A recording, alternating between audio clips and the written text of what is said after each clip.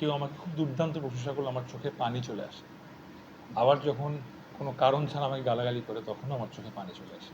এই জন্য সিরিয়াল মানুষ দেখতো, স্টার জলসায় কী কী সিরিয়াল দেখতো, কালার্সে কী কী সিরিয়াল দেখতো, সনি লিভে কী কী সিরিয়াল দেখতো মানুষ।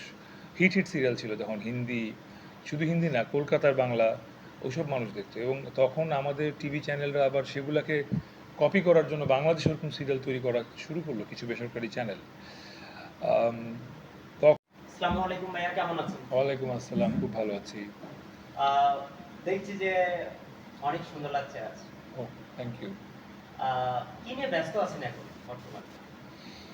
কাজ নিয়ে, কাজ কাজ করি, অভিনয় করি, এবং যে কাজটা করি সেটার প্রমোশন করি।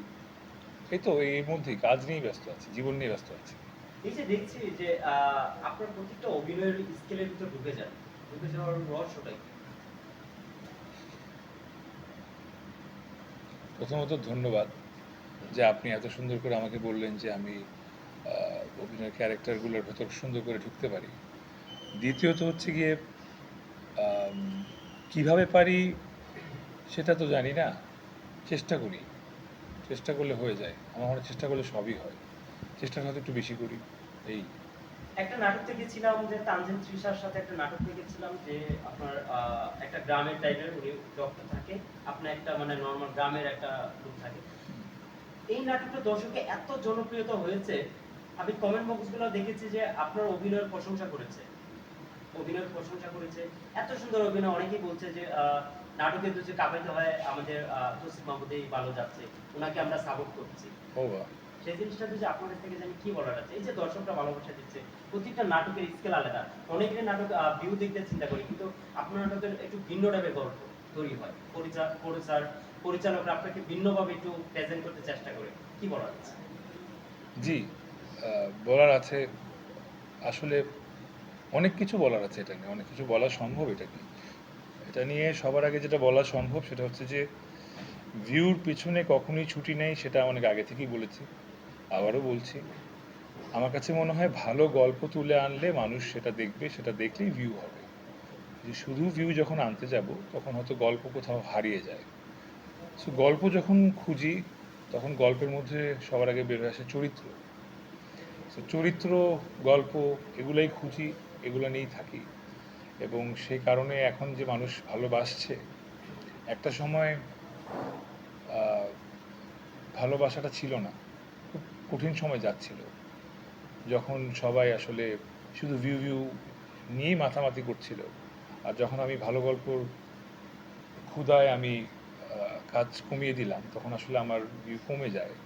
কমে যাওয়ার কারণে প্রডিউসাররা, বিভিন্ন চ্যানেলরা আমাকে অনেক রকম অনেক কথা বলে, বা আমার স্বাভাবিক, মানে ওরা ভয় পায় যে আসলে ব্যবসায়িক দিক থেকে দেখতে গেলে তো এটা আসলে দে আর রাইট। যদি আমার কাজ ভিউ না হয় ওদের টাকা আসবে কোত্থেকে। আমার নিজের সঙ্গে নিজের চ্যালেঞ্জ ছিল যে আমি শুধু যেটা যেটা মানে স্রোতের সঙ্গে ভেসে যাওয়া যেটাকে বলে, সেটা আমি হব না। আমি চেষ্টা করব এমন কোনো গল্প তুলে ধরা যেটা আমি স্রোতের উপরে থাকতে পারবো, বা স্রোতের বিপরীতেই আসলে আমি চলার চেষ্টা করেছি। আলহামদুলিল্লাহ, কিছুটা তো এখন উত্তরায় উঠতে পারছি স্রোত। একটা সময় আমরা দেখতাম যে ইন্ডিয়ান সিরিয়াল নাটকগুলো মানুষ দেখতো, আমাদের বাংলাদেশে যে অডিয়েন্স গুলো আছে যারা মা বাবা থেকে বোন থেকে শুরু করে ইন্ডিয়ান সিরিয়ালের নাটকগুলো দেখতো, সেই জিনিসগুলো এখন ইদানিং দেখছি না, যে আমরা দেখি না। এখন বাংলা নাটকগুলো ভালো হচ্ছে বলেই বাংলা নাটকগুলো মানুষ দেখছে।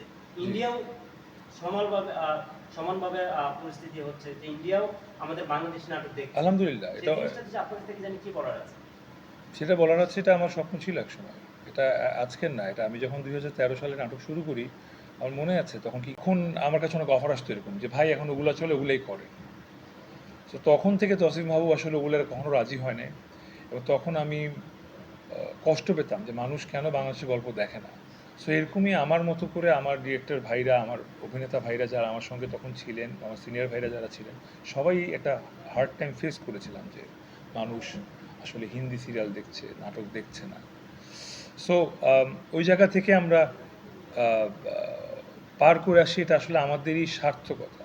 এটা আমাদের চেষ্টা ছিল, একটা as a team work, as a industry, নাটক ইন্ডাস্ট্রি যদি বলি আমরা, আমরা সবাই মিলে আমরা সেটাকে একত্রিতভাবে আমরা সেটা ওভারকাম করেছি আলহামদুলিল্লাহ, থ্যাঙ্কস টু আল্লাহ। এবং আপনার সঙ্গে আমি অ্যাড করে দিই, এখন পাকিস্তানি সিরিয়াল চলছে সবার, কিন্তু পাকিস্তানি সিরিয়াল কিন্তু যতই চলুক ঠিকঠাক মতো শুধু বাংলা নাটককে ফেলে দিতে পারছে না।